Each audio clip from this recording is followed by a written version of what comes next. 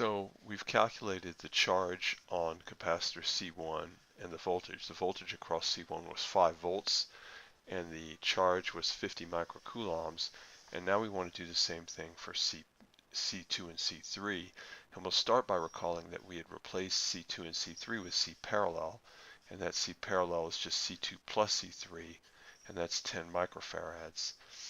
And so if I want to, I can say, well, look, the charge on those two capacitors, I kind of know this already, is Cp times V across the parallel pair.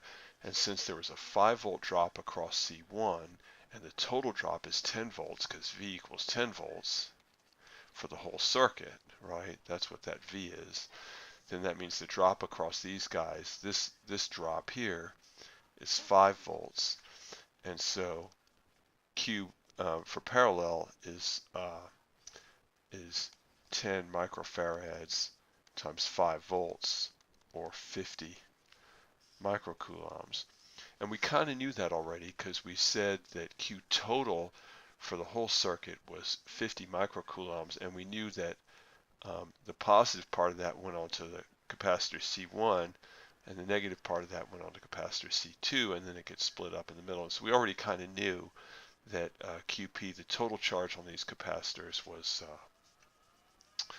was 50 microcoulombs.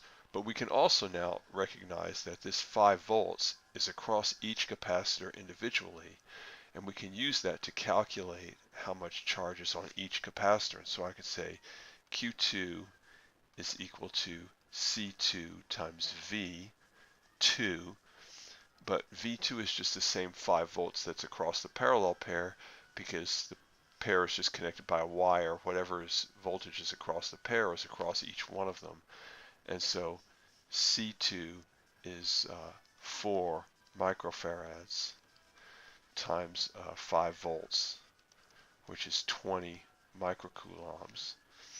And Q3 is C3 V3, which is 6 microfarads, and V3 is the same thing as V2, which is the same thing as V parallel. It's just the voltage that's across C3, and so it's just 5 volts like the others, and this is 30 microcoulombs. And you can see that Q2 plus Q3 is equal to Q tote, which is 50 microcoulombs. And so the total capacitance on the two parallel capacitors C2 and C3 is 10